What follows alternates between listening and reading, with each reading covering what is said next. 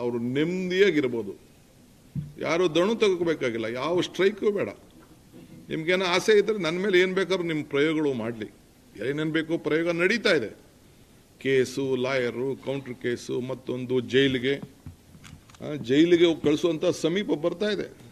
Ready ಇದ್ದೀನಿ ಕುಮಾರಣ್ಣ, you are my brother. ನೀನು ನನಗೆ ಜೈಲಿಗೆ ಕಳಿಸ್ಬೇಕು ಅಂತ ಆಯಿತು, ನೀನು ಆಶೀರ್ವಾದ ಮಾಡು. ಕೃಷ್ಣ ಜನ್ಮಸ್ಥಳದಲ್ಲೂ ನಾನು ನೀನು ಕೂಡ ಬಂದು ನಾನು ಭೇಟಿ ಮಾಡಿದ್ದೀನಿ.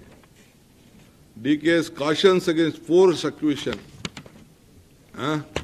ಲ್ಯಾಂಡಿಲ್, ನಾನು ಲ್ಯಾಂಡಿಲ್ ಅಂತೆ.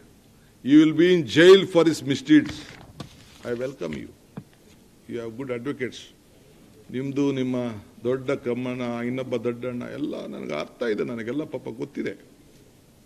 ನಿಮ್ಮ ಪ್ರಯತ್ನ, ನಿಮ್ಮ ಹೋರಾಟ, ನಿಮ್ಮ ಶ್ರಮ ಏನು, ಬೇರೆ ಬೇರೆ ನಾಯಕರುಗಳು ಯಾರು ಬೆಳಿಬಾರ್ದು ಅಂತ ಹೇಳಿ ನಿಮ್ದೇನು ಇದೆಯಲ್ಲ ಎಲ್ಲ ನನಗೆ ಅರಿವಿದೆ. ಆದರೆ ನಿಮ್ಮ ಹಿರಿತನಕ್ಕೆ ನಾನು ನಿಮ್ಮ ನಮಸ್ಕಾರ ಹೇಳಬೇಕಾದ ನನ್ನ ಧರ್ಮ.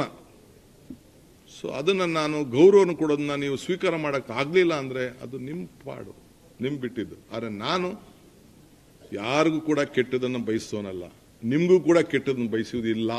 ನನಗೇನು ನೀವು ಜೈಲಿಗೆ ಕಳಿಸ್ಬೇಕು ಅಂತ ತಾವು ಸಂಕಲ್ಪ ಮಾಡಿದ್ದೀರಿ, ಬೇಕಾದ್ರೆ ಮುಂದುವರಿರಿ. ಆ ಜೈಲಿಗೆ ಹೋಗಿ ಬಂದೇ ಈ ರಾಜ್ಯದ ಮುಖ್ಯಮಂತ್ರಿ ಆಗಿ ನಾನು ಇಲ್ಲಿ ಕೂತಿದ್ದೀನಿ.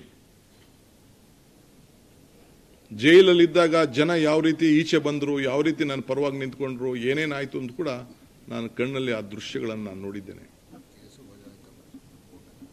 ಆ ಜೈಲಿಗೆ ಕಳಿಸಿದಂಥ ಕೇಸು ಕೇವಲ 2 ವರ್ಷದಲ್ಲೇ ಪಾಪ ಸುಪ್ರೀಂ ಕೋರ್ಟ್ ಅವರ ಪಾದಗಳಿಗೆ ನನ್ನ ಸಾಷ್ಟಾಂಗ ನಮಸ್ಕಾರಗಳು.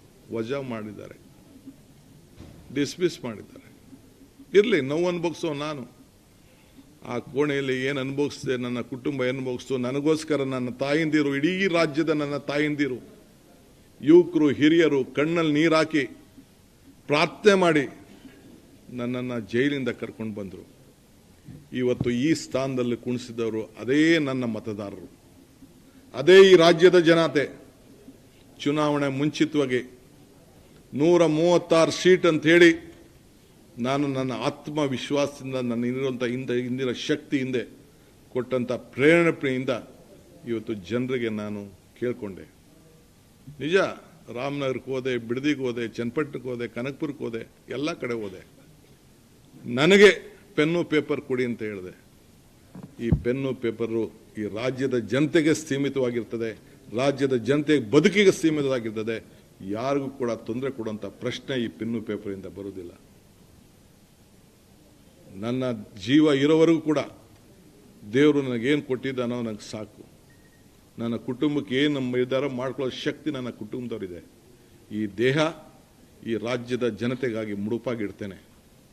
ಒಂದು ಉತ್ತಮವಾದಂಥ ಆಡಳಿತವನ್ನು ಕೊಡಬೇಕು. ಈ ರಾಜ್ಯದಲ್ಲಿ ಒಂದು ಸಾಕ್ಷಿಗುಡ್ಡೆಯನ್ನು ಬಿಡಬೇಕು. ಪ್ರತಿ ಹಂತದಲ್ಲಿ, ಪ್ರತಿ ದಿನ ಕೂಡ ನನ್ನ ಆಡಳಿತದಲ್ಲಿ ರಾಜ್ಯದಲ್ಲಿ ಸುಭಿಕ್ಷ ಆಗಿರಬೇಕು ಅನ್ನೋದು ನನ್ನ ಕರ್ತವ್ಯ ಮತ್ತು ನನ್ನ ಧರ್ಮ. ಆದ್ದರಿಂದ ನಿಮ್ಮ ಆಲೋಚನೆ ನನ್ನ ಜೈಲು ಕಳಿಸ್ಬೇಕು ಅಂತ ಎಲ್ಲ ನನ್ನ ತಾಯಿಂದಿರಿಗೆ ಹೇಳ್ತಾ ಇದ್ದೀನಿ. ಬಿಡದಿದೆ ಇರ್ಬೋದು, ರಾಮನಗರ ಇರ್ಬೋದು, ಬೆಂಗಳೂರು ದಕ್ಷಿಣ ಜಿಲ್ಲೆ, ಆ ಜಿಲ್ಲೆ ಬೆಂಗಳೂರು ಜಿಲ್ಲೆ, ಅದು ಬೆಂಗಳೂರು ಜಿಲ್ಲೆ, ಆ ಹೆಸರು ಇವತ್ತು ಟೌನ್ಶಿಪ್ಪು, ನಾಳೆ ಏರ್ಪೋರ್ಟ್ ಇರ್ಬೋದು. ಈಗ ಬಿಡದಿ ಯಾಕೆ ಮಾಡಿದ್ರಿ? ಬಿಡದಿ ಟೌನ್ಶಿಪ್ ಏನಕ್ಕೆ ಅವಶ್ಯ ಇತ್ತು ನಿಮಗೆ? ರೈತರ ಬಗ್ಗೆ ಇಷ್ಟು ಪಾಪ ಮಾತಾಡ್ತಾ ಇರೋರು, ಪಾಪ ಅವರೆಲ್ಲ ರೈತರಲ್ವೇ ಅವರು?